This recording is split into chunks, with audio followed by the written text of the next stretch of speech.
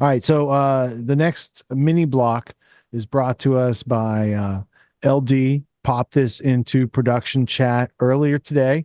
I was sitting on my back porch. It's a beautiful Sunday afternoon. I see this juicy link. I open it up. It's from a Grand Theft World audience member. Her name's Occult Priestess. And she made a little thing with the clip Genie. And she decided to ask the question, what's this? What you thinking for? What was the quote? You don't have to think about it, dude. That's the Ethan Klein quote. So quoted and misquoted many times throughout the many years. And it's a compilation that kind of unveils it. Now, to decrypt this for any new listeners, there once upon a time was a podcast called He or H3H3 with Ethan Klein. And every now and then during COVID, he's saying some nonsensical stuff. One of the things he said is you have to trust the CDC and you have to trust Fauci and basically the vaccine people because they're smarter than you. And because they're smarter than you and they're the government, you don't even have to think about it, dude. And that's the quote. And then LD put it on the soundboard. And then eventually, like, it just became a thing with the show because they tell us all the time, you're not supposed to read, don't do critical thinking. The whole thing, what you reading for is a thing in our society. They want you to just obey. Why are you questioning things? Why are you trying to learn stuff? Why are you thinking for yourself? Why are you trying to be your own doctor? All those things that went on. So it was a total representation of like the globalist mindset that they want you to take on. It's the mindset of a non-player character. You don't even have to think about it because the government's going to program all your moves for you. So with that foundation being laid, I'm pleased to present. I do have it up on the YouTube over here. Let me get to the right screen. Over here, right here. This is what it looks like. This is on the YouTube Grand Theft World Tribute. Don't Think, Dude, and it's by Occult Priestess. And I did log in and give it a thumbs up. So one of those are mine, but I'm not logged in on this browser. Now, with that foundation being laid, let's go ahead to this Clip Genie mashup, and you can do your own by searching terms at gtw.clipgenie.com. One of the terms you might search is ticket, but that's for next week. All right, let's go to Occult Priestess's rendition of, dude, you don't have to think about it. As shows develop a loyal audience, they can acquire certain memes or sayings that become an inside joke. What you're about to witness is just that. A running joke on GTW entitled, "Don't even think about it, dude." Everyone's asleep. Everyone but me. You don't have to think about it, dude. And I can't help feel like I'm doing this all by myself. Why are you even thinking about it? What difference at this point does it make? Yeah, dude. Fair enough. Why are you even thinking about it? It's crazy, though. You don't have to think about it, dude.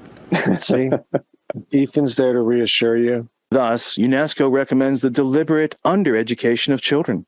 The student who does not know or understand the accomplishments of America and the shortcomings of the rest of the world are likely to accept a world government. That's sounds like a great idea, right? Dude, you don't even have to think about it. That's basically what they're saying, right? Just world government, United Nations, and you don't have to think about it. You don't have to think about it, dude. Thank you, Mr. Klein. That happened just a couple weeks ago. Yeah, that's right. That was an Epstein-connected individual who drove 30 miles to go on a ranch. It's coincidence, bro. To hang himself and shoot himself with a shotgun. Don't even have to think about it. Just let it go. It was the guy who introduced. You don't have to think about it, dude. Thank you, Mr. Klein. Out of curiosity, what's culture again? What's culture, LD? It's not your friend, bro. Culture is not your friend. Oh, yeah. Yeah, dude, why are you even thinking about it, Tony? Jeez. Yeah, oh. You don't have to think about it, dude. Well, we got that one too. Yeah, you're trying to think about that. No. I mean, it's not a video. Tony. It's not like a Grand Theft World is not a what again? It's not a. This isn't Grand Theft Auto, folks. This isn't a video game. So, yeah, it's all connected. Something about let's hear about the U.S. intelligence. I trust them. I trust them. Yeah, they told the other guys what to write because they knew what was going on, man. You don't have to think about it, dude. Exactly. You don't even have to think about it. That's a good point, Ethan. Is he even making points? I mean, sure. Yeah. You don't even have to think about it, dude. Well, he doesn't have arguments, but I guess you can make points without arguments. You can just lead with conclusions. And then last on this, you could lead with conclusions, but smart people will check you at the door, dude. Well, that's what happened. I don't even want to get into it because you don't even want to think about it. It's all good. Good thing that's all just conspiracy theory, and we don't actually need to read any books, Tony. We can just why do we even have to think about it? Oliver North gave his testimony. He wrote a nice little book about it. I have it on my shelf. You have nothing to think about or see here. Luckily, I don't have to use my thingy, my brain, my. You don't have to think about it, dude. That's yeah. When I hear someone say, someone's laying out some facts and someone says, well, that's a conspiracy theory. The way I hear it just a little bit different. It sounds more like, bro, why are you even thinking about it, dude? It's exactly how it comes across to me every time I hear the chat very happy right now. Yeah. And I also want to say hello to you on Rockfin. Why are you even thinking about it? What difference at this point does it make? Go. Let's do it. That sounds like the way to do it, right, Tony? Well, I mean, I think we're just we're thinking too much. Maybe we should Ethan Klein a situation. God, dude. What would you mean you're not even allowed to talk about? Because it's a civil case and they've already made a default. You don't have to think about it, dude.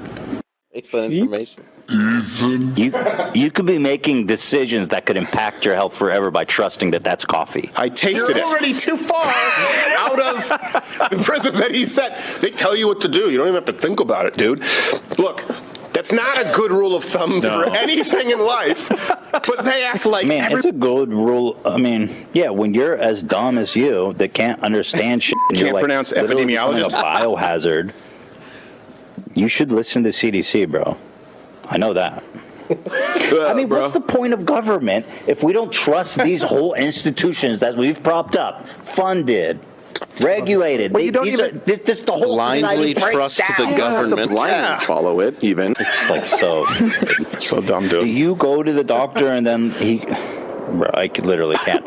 Do you go to the pharmacy and overlook you be like, oh, is that the right medicine? Yes, I do. You know what I'm saying? One time I had to give me the wrong medication. I had my doctor make sure they got the right one. Yes. We don't need do I read labels of pills I take? A dumbass and you don't understand how disease prevention works, then you should be listening to Dr. Fauci and the CDC. Okay, good. Think about it, dude. Exactly. It's that simple. Just don't think. It's got electrolytes. Imagine you wouldn't even have to make this video if you just didn't even think about it. You're doubling down. Smarter than you that dedicated their whole life to scientific research. You look at all the stress and strain on him that could have been prevented. Oh, Steven, you're so stressed. You don't even have to think about it. Yeah, all the stress and strain on me that you would make me gray. That's all good. Good thing that's all just conspiracy theory, and we don't actually need to read any books, Tony. We can just why do we even have to think about it? Luckily, I don't have to use my thingy, my brain, my. You don't have to think about it, dude. That's it.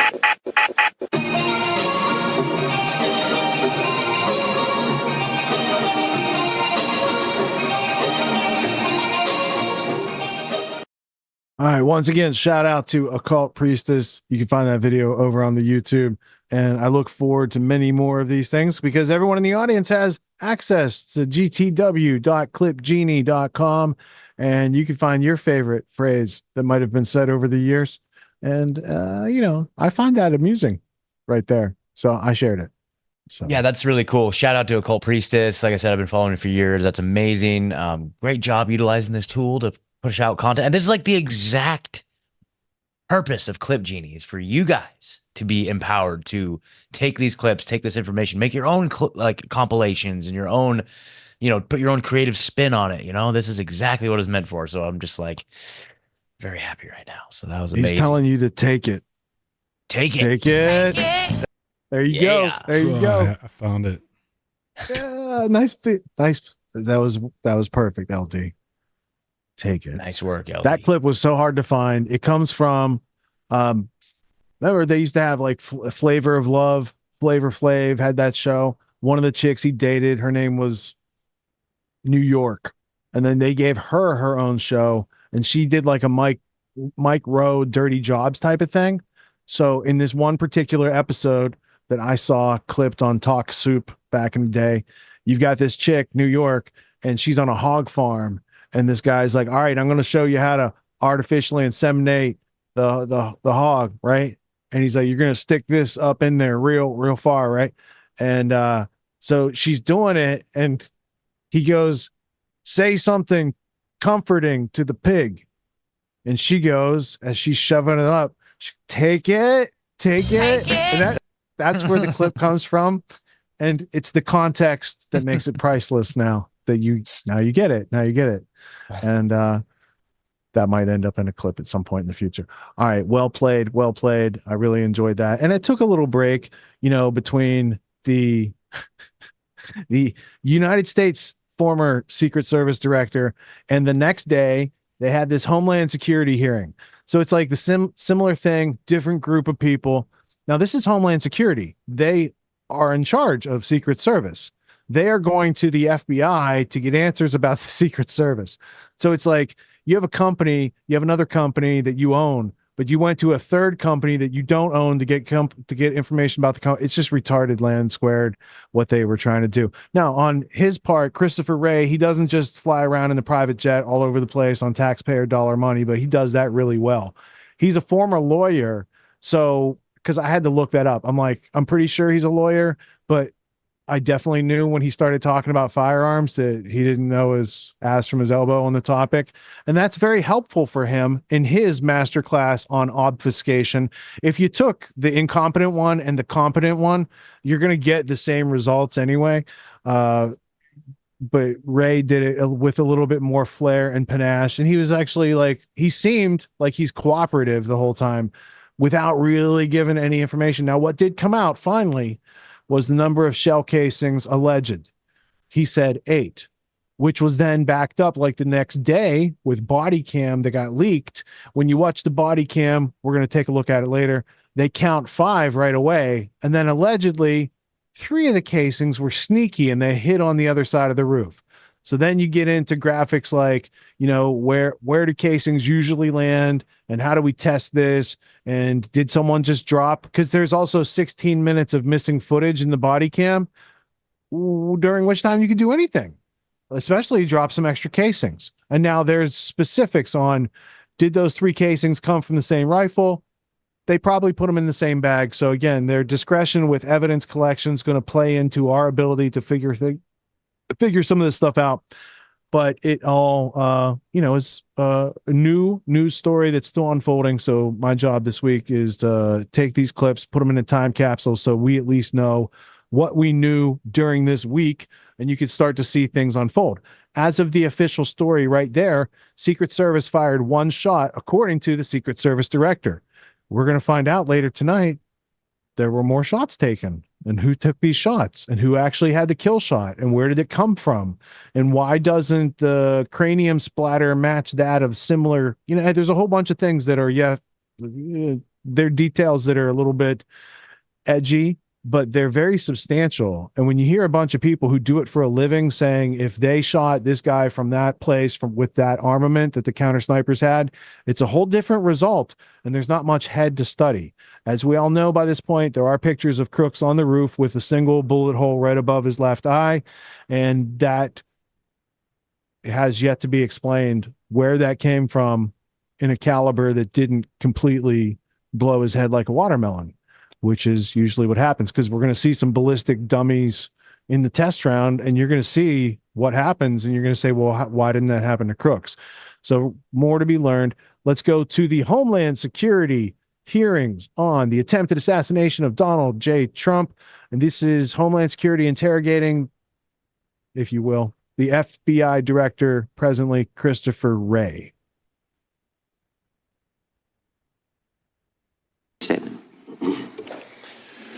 Good morning, Chairman Jordan, Ranking Member Nadler, members of the committee. I want to begin by offering my condolences on the passing of Representative Jackson Lee, who served the people of Texas in this body and on this committee for so long.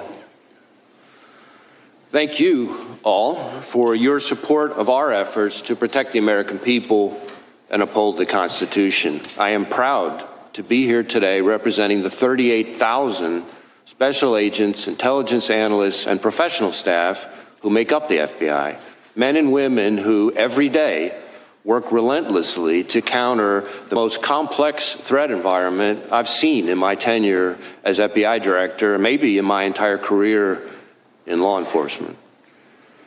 Before I go any further, I also want to acknowledge and offer my deepest condolences. Yes, he offers condolences, but he also helps to run the terror factory. And he also, the FBI has a lot of confidential informants that are used to go out and spin people up throughout history, many of whom are covered in this book. But this is really just 21st century activities. It doesn't go into the 1993 World Trade Center bombing or any other number of activities where instead of waiting for terrorism to cultivate naturally, they artificially create it. So they have like a terrorist greenhouse and they can pop out plants whenever they need to. Now, when we get into the forensic data of Crooks's alleged devices, and we see those devices going within blocks of FBI offices and Homeland Security offices, one might postulate, well, it's close to those offices, but not really at the office, so there's nothing to see there. I would also note that the FBI likes to meet their informants, not at the FBI office, though they would choose a place close by. They're lazy, so they meet their informants around their places of work. And if you see Crooks's devices going around a bunch of FBI places of work, you might hypothesize that Crook was interacting with an undercover informant that they use to groom and manufacture and schedule terrorism on demand as their budgetary needs require. And that's a deep state operation. It's not really an FBI thing, but the FBI fully participates because they've been run by the deep state for longer than I've been alive. So this is a thing. People should be educated about it. Don't be gaslit. We're now going to cut from, that's the Associated Press. They had the 4-hour hearing in its entirety. They take a break to go vote. They take a break to go see BB. There's a whole bunch of stuff that happens. Let's go now to the Face the Nation clip. FBI director reveals Trump rally shooter used a weapon with a collapsible stock, because this was a popular talking point this past week. It does not make the weapon fit into the backpack, and a collapsible stock is a couple inches of occlusion as opposed to a folding stock, which would make it about 1/3 the size. So he's going to bait the audience who doesn't know any better and say, oh, because this guy had an adjust. Yeah, it's a tool and it fits people of different sizes. I happen to live in a state where my stock has to be bolted and it does not adjust. No matter what size you are, you can't adjust that and get a proper fit on your firearm because they have created laws in this state that prevent us. Now, you could take that bolt out, but that would be illegal. Crooks lives in a state where he was allowed. That's legal to have a collapsible stock, I'm pretty sure, in most states in this country. So again, they're taking somebody who's a criminal and they're mixing in all the Second Amendment honest people who follow rules and regulations, and they're trying to put those two things together. They did it a lot in the Christopher Wray hearing. Unlike the other hearing, there was a lot of politics in this DHS hearing about taking away people's Second Amendment rights, and we're going to see a little bit of that, but let the director explain the danger of the collapsible stock. Thank you, Mr. Chairman, and thank you, Director Wray, for being here. How many shots did the shooter fire? Well, we know that he fired at least 8 because we recovered 8 cartridges on the roof. Okay, and are all the cartridges and the spent bullets, have they been? Gentlemen on the call here who have used firearms, what is a cartridge? That's an unfired piece of ammunition. So is it the ignorance of the question asker or the non-correction by the guy that doesn't know the difference who runs the FBI? We'll see in a sec, because he says, yeah. Yeah. I mean, we'll see. He says but casings in another context. Yeah. Traditionally, people who use firearms used to run the FBI, so they would know about such things. And the ammunition is not that complicated, but there's a little nuance to it. You have a casing, a primer, you've got some gunpowder, and you've got a projectile. And when you shoot the projectile with the hot gases from the burning fuel, then it throws the casings out. And somebody who's doing an investigation on how many casings were out should say, excuse me, cartridges would be how many left in the rifle itself. Those are cartridges still because they're unfired. And if there's loose bullets on the roof, those would be cartridges. But otherwise, those are casings we're all looking for, and where they were found and how many they were and what gun they were shot out of, all that good stuff that usually comes out of an investigation prior to 9 days after someone was shot in the face. All right, so let's go ahead and continue and listen to his response. And are all the cartridges and the unspent bullets, have they been, you know how many there are? You've accounted for all of those? I assume, yeah. We believe we have. We believe we have. Again, there was lots of work still ongoing, but yes, we believe we have accounted. And did the recovered shells, the cartridges, match the shooter's rifle? My recollection is yes. And you conducted analysis that confirms that? Well, we work with ATF, but yes, so some of the work has been divided up. But. And how many shells casings were recovered from the location of the counter snipers? I'm sorry, I couldn't hear the last part. Right there. I just want to point this out because Chris Martinson caught that when talking about the shooter, the alleged shooter Crooks, they're talking about cartridges. Now they're talking about the counter snipers and they're talking about casings. And the way he like, edited it, made it. Now I'm hearing the full thing and I'm wondering like if I don't know who's questioning him, if he's catching himself and then using the right language or what, but it's imprecise to be sure. And it's also interesting that he doesn't have answers that anyone who watches this show has more answers than these two directors that we're watching.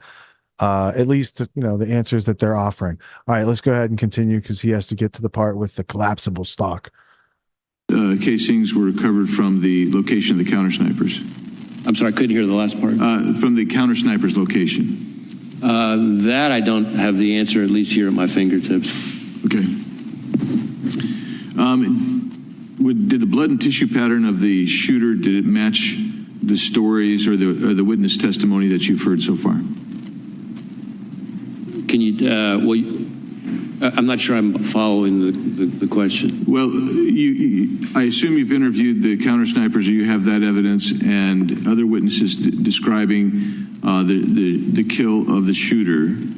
And I'm wondering if the blood and tissue and brain matter is consistent with the testimony that you're receiving. In other words, is the physical... In terms of the manner of death? Exactly. Is the physical evidence consistent with where the shot from the counter sniper took place? Yeah, so the autopsy is being handled by, as is not unusual, the state authorities. My understanding is thus far, I don't think it's fully complete, which is not totally unusual. But so far, nothing remarkable on that front. That's from the body itself, but from actually the scene where the shooter was found, is everything consistent with the testimony, the physical evidence at the scene? Is that consistent with the testimony you've seen, that you've heard so far? So far, yes. Again, ongoing investigation. Were you able to determine whether the shooter took the gun up with him when he climbed up to the top of the roof, or was it already placed there somewhere? So that is something that we're drilling into right now that we don't know the answer to yet. I can tell you, which may be relevant, though, to your question, that, and I don't think this has been reported yet, that the weapon had a collapsible stock, which could explain why it might have been less easy for people to observe, because one of the things that we're finding is people have observed him. The first people to observe him with the weapon were when he was already on the roof, and we haven't yet found anybody with firsthand observation of him with the weapon walking around beforehand. So that doesn't mean he wasn't, obviously, but the collapsible stock is potentially a very significant feature that might be relevant to that. Did he have a scope? I believe so, but as I sit here right now, I don't remember. Okay. You mentioned about 2 hours before the incident that he'd had a drone and he was using a drone. Instead of me putting words in your mouth, just tell me how you discovered the drone, how you discovered the time, and how you discovered, if you can describe what he would have been observing with the drone and how you determined that, please. So this is something that's very much ongoing right now. We're going back and forth with our lab as they continue to do work on it. What I would say is the drone was in his car. As I said, we've been able to, by exploiting the drone, determine, its use and flight paths. There were no pictures or videos on the drone of the day of the rally, for example, but we have been able to reverse engineer the flight path of the drone from the day of the rally, and that's how we know that for about 11 minutes, from I think it's around 3:50 p.m. to 4 p.m., somewhere in that range, he was flying the drone, and we have the flight path. It's about 200 yards away from where former President Trump would ultimately be speaking. And so that would have primarily given him a vantage point. I'm trying to think how to describe this. If the former president's podium is that way, the drone would be over here looking, say 200 yards again off this way, looking back. So it would have shown the shooter, we think, again, we're still doing more work on this. So I really want to qualify what I'm saying, but I'm trying to be transparent and lean in here. We think it would have shown him kind of what would have been behind him. But when you say behind him, behind the shooter. Correct. Like, in other words, almost like giving him a rear view mirror of the scene behind him, except again, he wasn't flying it overhead while he was later back for the assassination. But he would have had, with the drone, he would have been able to also assess kind of, because the stage, I assume, was already set, he would have been able to assess that angle with rooftop as well, forward and backward, I assume. Well, certainly going towards the podium. Again, we're still trying to figure out exactly what he saw, because we're having to, in effect, because there's no recording of what he saw during those 11 minutes, our hypothesis at this point, the experts think he would have been live streaming it. And so we're trying to, in effect, say, okay, if this was the flight pattern, given these capabilities of the drone, what would you have seen? What could you have seen for those 11 minutes? And again, it wasn't over the stage or the kind of the hub of the rally. It was about 200 yards away, but it looks like it would have been looking, let's say, length of a football field or so, more, kind of towards the podium. Great, thank you, Mr. How many separate times was the shooter on the premises? So again, with the caveat that we're continuing to do work on it, we believe that the first time he traveled to the grounds was, I think, a week before, and he spent roughly 20 minutes there. Then he went to the grounds again on the morning of the event, it appears, for about 70 minutes, I think. But again, I qualify that. I'd have to go back and look to be sure of that part. And then he came back in the afternoon, so that would be, I guess, a third time for good. But that included things like this drone activity we just talked about. Gentleman from South Carolina is recognized. Thank you, Chairman, and thank you, Director, for being here. It's refreshing. I was in the oversight hearing earlier this week, and although we don't have an idea on everything, your ability to come in here and actually give way more than Director Cheadle ever did is somewhat refreshing. You saw some pretty bipartisan frustrations exhibited in that particular hearing. I'm sure you've seen part of it. I want to follow up on a couple of lines of questions that I had with Director Cheadle that she actually answered, which was remarkable. One, she had indicated that Secret Service at the Trump rally did not have any radio recordings. Is that, in your investigation, is that accurate? I'm not sure I know the answer to that. I believe there may be some recordings on the local law enforcement side. As to whether or not we have recordings on the Secret Service side, I'd have to drill back into that.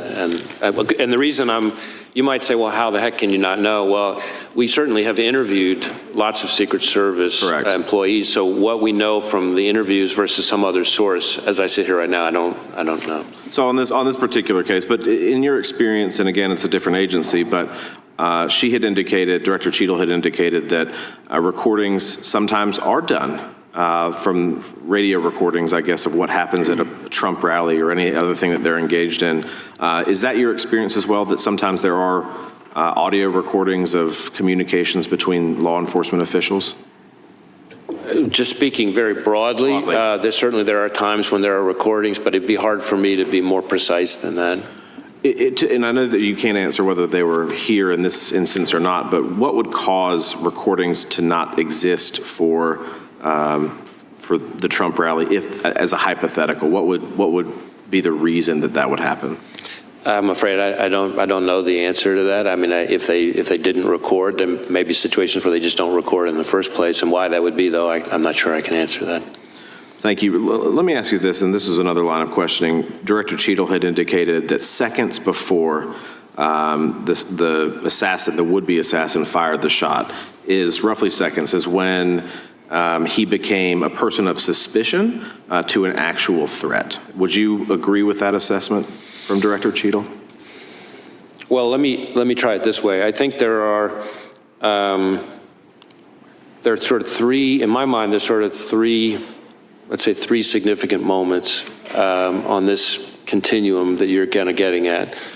There is roughly an hour before the shooting when local law enforcement observes the individual, the shooter, at that point as somebody that was a person of concern. I forgot the exact phrasing, but that was based on seeing him with this rangefinder. No observation of a weapon, but there was something odd and off about them that caught local law enforcement's attention. So that's the first moment. Then there's a second moment, which is, I think just minutes before the shooting, where local law enforcement observed him on the roof, but didn't see a weapon, is my understanding at that point. And at that point, their level of concern obviously was even higher. And then there's the third moment, which is that moment when local law enforcement saw him, the officer who climbed up with the assistance of his colleague, and saw the shooter in the prone position with the weapon, and that's seconds before the event. And so, terminology, I'm not sure, but it seems to me there's an evolution of concern over that time period. Correct, and escalating concern. At what point, and this again, I just don't know, so I'm curious, at what point is, say, the sniper who killed Mr. Crooks, at what point is he able to fire a shot, and does he have to have authorization in which to do that? I don't know that I know Secret Service's rules of engagement in that situation. It's possible that our interview of the counter sniper has uncovered that. Again, our focus has been, I certainly understand why you're asking the question, but our focus has been on the shooter himself and his actions and the attack. These two other reviews, the DHS Inspector General and the outside independent panel, are both looking at the performance of the Secret Service, which would, I'm confident, include the question that you're talking about. Thank you. And I actually think, from a legislative purpose and what this body will probably ultimately do, it's of great importance that we break down barriers of communication and that we allow, officers to do their job without, so that this doesn't happen again. And I appreciate you being here. Thank you, Director.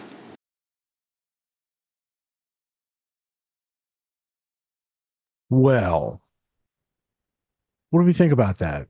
Christopher Wray was so open and candid and leaning in and really trying to help people understand all the nuance and details that they have yet to disclose, and they kind of keep mysteriously close to the vest, and they can know it because they're the public servants, but the public can't know about it because they're covering something up from a deep state level. Because I keep asking, how did Crooks get them to do this? And I don't have answers yet. I have another question, and this might be rhetorical, or there might be an answer. Maybe one of you guys has an answer here. Why? I'm asking this, first off, asking for a friend. This isn't my question, but why would Crooks register to go to the Trump rally when he was planning to kill Trump, allegedly, according to the official story? Because the question arises, like, didn't he realize, like, even if he registered and he liked Trump, and then the next day he's like, no, I'm going to kill Trump. Then he has to be like, shit, I can't go kill Trump this weekend because I already registered for that thing. But that didn't stop him, just like the Secret Service didn't stop him. And the rangefinder and all these pictures that the snipers took, it just tells me that they wanted all of us to know about Thomas Matthew Crooks, right? But if all the answers forensically of the scene of the crime don't match up to the official narrative, which is ever evolving, right? They just said, Director Wray said Crooks had a car, right? Apparently it's a van. And the van had a bicycle, which he rode with a backpack with a rifle on the back of it, unconcealed, and flew a drone while Secret Service is there right before the president. All these things do not make sense unless you have a deep state puppeteering hand clearing the way for the wind-up toy to go do stupid stuff and win stupid prizes. So do either of you guys think that him registering is a normal thing? Do you think that Oswald would have registered if he really shot Kennedy? Would he have registered to go shoot Kennedy? Definitely doesn't seem like that aligns with anything that makes sense. I mean, it just really just indicates that, okay, they needed to get his physical body to the scene of the crime somehow, right? Like, so they got him to register, yeah, right? exactly, but if you're going to kill the guy, why would you register and let, like, I don't know. It just seems like it would give away your position. What do you think, LD? Perhaps you've made contact, this speculation, but made contact with law enforcement types and you have an interest and you've been going to the Clareton range there and somebody talks to you about helping out with being an auxiliary with local law enforcement, and you're brought in there and sort of you're helping out as a spotter. I mean, these things do exist. I'm not saying that's what happened here, but that seems like a plausible explanation for how he ends up there. And then maybe somebody's like, oh, that's our guy, but that information isn't shared to everybody on the ground there. Yeah. But there's a lot of missing pieces, obviously. That's a good theory. And not only that, but I can make that theory more realistic with this piece of evidence that LD just offered. He did shoot at a number of gun clubs, some of which DHS and Secret Service and other federal agencies train at. Now, if they're looking for a wind-up toy and they see this kid and he's at the range or whatever, and they can get some sort of, internal, what do they call it? Confidential informants, CIs, right? They can get a CI near them, then they might be able to, what do you do at a rifle range? You shoot rounds. Now, do you pick up your brass judiciously? I do. Could some of his brass been laying around and they can just keep some until he's dead and they drop 3 more casings down and now they just hidden the nature of the shooting, which is something that goes on. That's a pretty regular thing. They don't want the public to know the truth, so they occlude it with putting some noise in there. Can you take 3 casings and drop them on the other side of the roof and find them later? Yeah. Is there a missing piece of footage? Yeah. Is there any evidence that the casings on the roof came from the rifle that was held by the dead man? Not yet. Do they usually do those tests? Yes, they do. And quite with a lot of detail. Like, you can tell from those pieces of brass, and I'm going to play the evidence later tonight, but you could look at the brass and tell what rifle it was shot out of. Just like the bullet, the projectile has a barrel marking on it. You've got, various markings from the ejection process. So you got a crimp in the side and you have some markings on next to the primer back where it fires, and the primer itself, being hit by the hammer. So when you have a firing pin go in, it makes a unique print. And even similar rifles, and again, we might not have time to play the whole video, but I'll give you the gist and we can watch part of the evidence later and you can look for yourself. These are questions that should be easily answered if the crime is what they told us it was. If it was just a 20-year-old kid who's got whatever problems and he shoots the president in the face, so be it. But there's too many other pieces of the story right now to just be like, there's nothing to see here. And me doth think that they protest too much. That's another issue with this whole thing. And he registered for the thing. They wanted him to be noticed, is my point. Like, yeah. Go ahead and register for this thing. Yeah, that's a huge one. That's very suspicious for sure. And this last week when I heard the whole them talking about the whole shell casings, we found 8 casings right next to his body, so therefore the whole theory about multiple shooters, it's out the window. And I was like immediately like, oh wow, well, obviously they planted the casings then. I mean, that's and there is there a history of them planting like magical bullets and stuff like around certain situations? It seems to be a relevant part of history of assassinating presidents. Twice a year, I teach a course called Autonomy. It's a 12-week course. It teaches leadership, entrepreneur skills, executive skills, all these types of things that I saw were taken out of our education system in order to make the schooling or indoctrination system that we've all probably went through. And it has served us well enough to be interchangeable cogs in the machine of the globalists.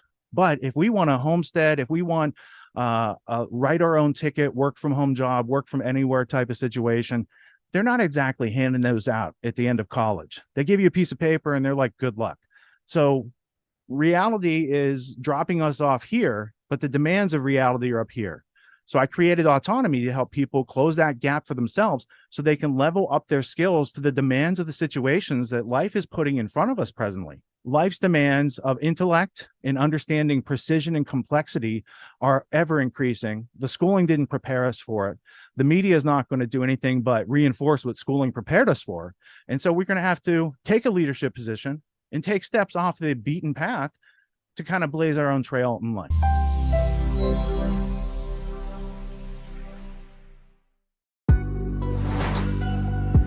What makes the Grand Theft World podcast unique, invigorating, exciting, and informative? Most other podcasts out there are either doing straight up interviews or they're just covering the daily news. They're covering current events from the day they happened. And that is effective. It's useful. It's a great starting point. And then sometimes these current events change during the week past the first story. So we like to give it a little time. You have to wait till some of the dust settles on these stories in order to give them accurate coverage. And the other thing that's really missing in the media landscape is covering the articles that are coming out every day. That's great. That's necessary. But who's bringing in contextual history so that you can understand what has been going on for decades and decades to lead up to the machinations and actions that we see unfolding today? So what we do here on the podcast is we cover current events. Many of these things are censored, but we wait about a week. As a forensic historian, I focused mainly through my career on the history of globalism and collectivism and things that they call maybe the New World Order. There's a lot of facts to these sort of circumstances, groups, events, activities, working groups that they've had over time. So for Grand Theft World listeners, we not only break down the current events, most of which that are censored during the week, we provide you with contextual history, we give you the source notes, the references, we do deep dives, and this really empowers you with an understanding of context and history so that you can make more informed decisions in your life. There's also a community, a membership where you guys can actually ask questions and we can get into the show and we can share evidence. And there's a town hall weekly for Grand Theft World for those who listen to it and are interested in covering the stories that we don't get to during a 6-hour show. Listening to it an hour a day, you could easily consume the week's news, but you're going to have substance and meaning and context and understanding. And with that, you can make higher quality decisions in your life. So if you're interested in more quality in your life, go to grandtheftworld.com, click podcast at the top, and we'll see you there. Thank you. These allegations are false. This isn't Grand Theft Auto, folks. This isn't a video game. What are the most surprising things that you discovered once you started pulling on that thread? Who he was connected to, what institutions he was influential over, what events he participated in? Come on, man. What are we talking about? Come on, man. No. You don't have to think about it, dude. I got this quote because you said you didn't know much about Klaus Schwab. I made it my job to, as soon as this happened, I'm like, okay, this guy's their front man. Let me learn about the official history of the World Economic Forum. I got their 40-year history. I got every book that Klaus Schwab has written or ghostwritten. I went through those books. This is one of the most interesting passages. Come on, man. Come